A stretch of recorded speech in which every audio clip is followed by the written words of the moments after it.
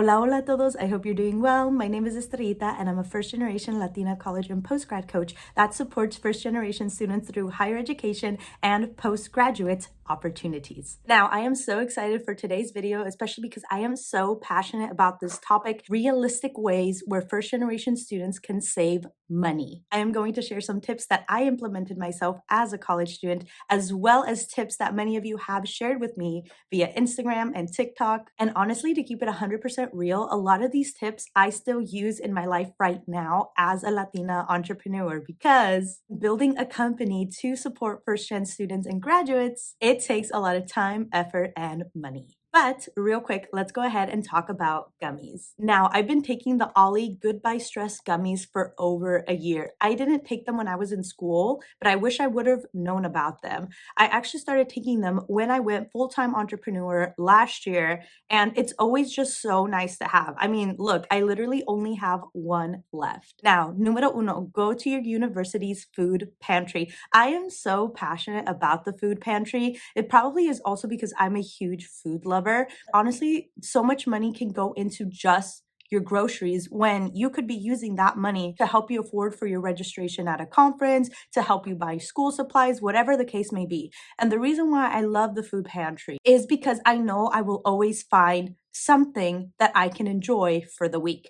So when I was in undergrad and grad school, every week I would be going to the food pantry. I would get pasta, pasta sauce, pan, vegetables, and then this was my strategy. At the food bank, I focused on getting produce and canned goods, as well as pastas, pan. That way, when I would go to the grocery store, I would only spend money on my proteins, such as eggs, chicken, turkey. I'm not gonna lie, it got to a point where the summer before starting my senior year of undergrad, I went vegetarian to save money. And not only did I save money, but I also lost a couple pounds, which was also kind of nice. Also, sorry if you hear sirens in the background. I live in a city, so there's always things going on. All right, numero dos, carry your student ID everywhere. And I cannot emphasize this enough.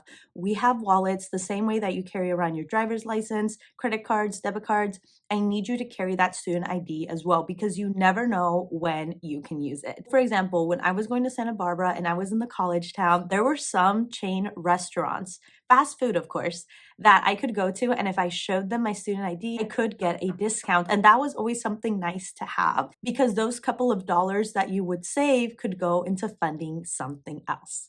All right, numero tres, apply to scholarships. So I'm gonna paint a picture for you. And yes, this is something I really wish I would have implemented for myself. But again, that's why I'm sitting down, creating this video to talk about it with all of you. So in my previous video, I had talked about treating applying to scholarships like 2-unit classes. That way you wouldn't spend so much hours applying to scholarships where you would burn yourself out, but you would allocate for yourself at least a couple hours a week to look for scholarships, prep your materials without neglecting your 4 or 5-unit classes. And I also want to mention this too. Time is truly such a valuable thing, especially for you as a first-generation college student. So now let me go ahead and paint the pretty picture for you. It's summer and you're trying to decide, what am I going to do for the rest of the summer before fall semester starts? I could relax, chill, or I could pick up a job or two. Nothing too crazy, something that feels a little mindless to me. So that way I could still have some days off during the summer to fully enjoy it before the school time comes around.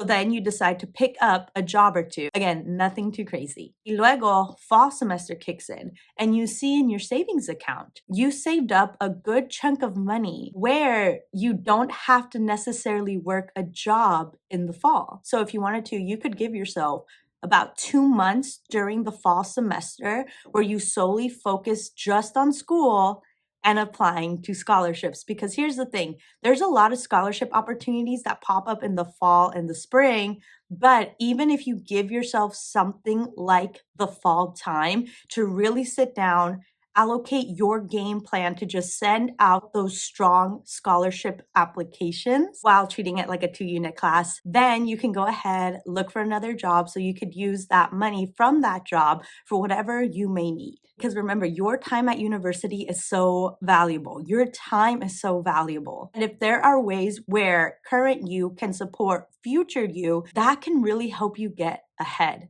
Ahora, número 4, go to community college. I'm serious. And I know there are a lot of stigmas behind community college, but I am a proud alumni of a community college. It did take me 3 years to complete my studies to then be eligible to transfer. But this is how I see it. If I had to spend 3 years to get my associate's degree and to qualify to transfer to 4-year universities, I would much rather have spent those 3 years at a community college, saving so much money, whether it's very low cost tuition or at the time I was able to receive the BOG waiver. Then when I would transfer, instead of potentially staying at my undergrad institution for 3 years, I could just finish the 2 years. So in and out the way I had planned it. And at the end of the day, I really want to remind all of you about this. Your college experience is what you make of it. As many of you know, I was a proud working student for a majority of my undergrad career. Yes, of course, I had some challenges where I'm like, oh, why do I have to work? Why this, why that? But at the end of the day, I knew for myself, my college experience was going to be what I made of it. Now let's talk about the next one. Número 5, take a mixture of online and in-person classes. Now, I need to give a little background story.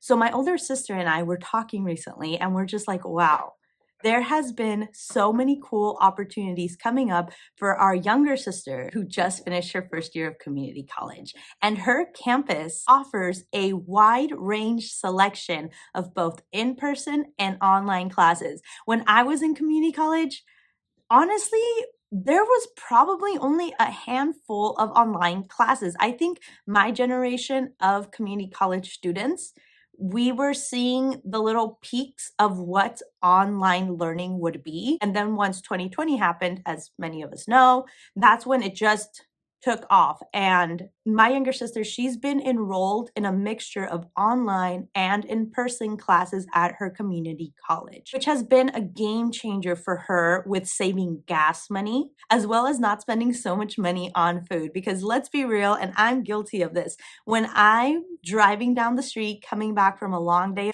and then I see the In-N-Out sign, I'm just like, I know I have comida en la casa, but that In-N-Out smell, that sign is calling me, it's calling my attention. I know for a fact that if I'm at home, I'm not gonna be thinking about In-N-Out as much because I don't have the In-N-Out sign right in my face with that In-N-Out smell. No, I'm gonna think, okay, what do I have in the kitchen? All right, I'll go ahead and make myself an egg bagel and have a green juice that I can make. A lot of the times I found myself spending money simply on little temptations, which again, food de la calle, as well as just the gas money. And with having a mix of online and in-person classes, you are still able to go to your campus to get involved with clubs, to connect with other students. It's just now a bit more balanced money-wise. And believe me, if I had that option to have both online and in person, I would have taken it. Ahora número 6, rent your textbooks from your university library. So here's the thing. Now, because my degrees are in the social sciences and humanities background, I had a lot of reading. Now, some of my readings I was able to find online for free, or my professors, they would share it via Canvas. I would go ahead and read the articles from there. Sometimes I would print it out because personally, I love highlighting, taking side notes with my pen. But I did have those classes where I had to buy textbooks.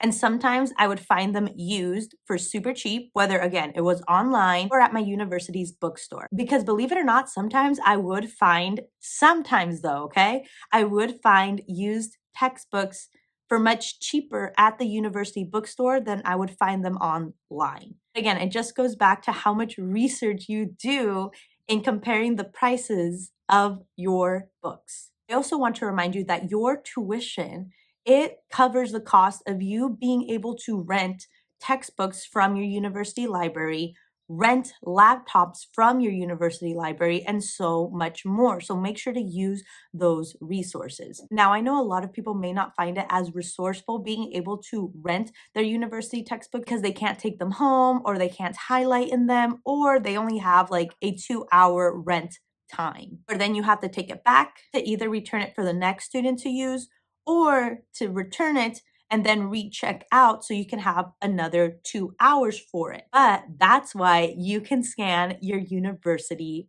pages. Again, as many of you know, I love being creative. I love using all those resources in front of me to help me succeed. So what I used to do is, again, I would rent my university textbooks, and then it almost felt like a little game for myself where I would organize and be like, okay, I don't have this textbook at home because it was way too expensive for me to buy online. Even buying it as used or renting it would be too expensive. So now that I'm here at the library and I have it for 2 hours, I'm going to go ahead and challenge myself to get through these readings, take the notes that I need in these 2 hours or less. Because I had that pressure for myself, it made me focus a lot better when going through my reading. So that way I wouldn't be sitting there for hours rereading the same page over and over, because again, I challenged myself to, you have to finish what you can in these 2 hours. But I also wanted to share that if I noticed I only had 30 minutes left with my textbooks and I didn't know if I could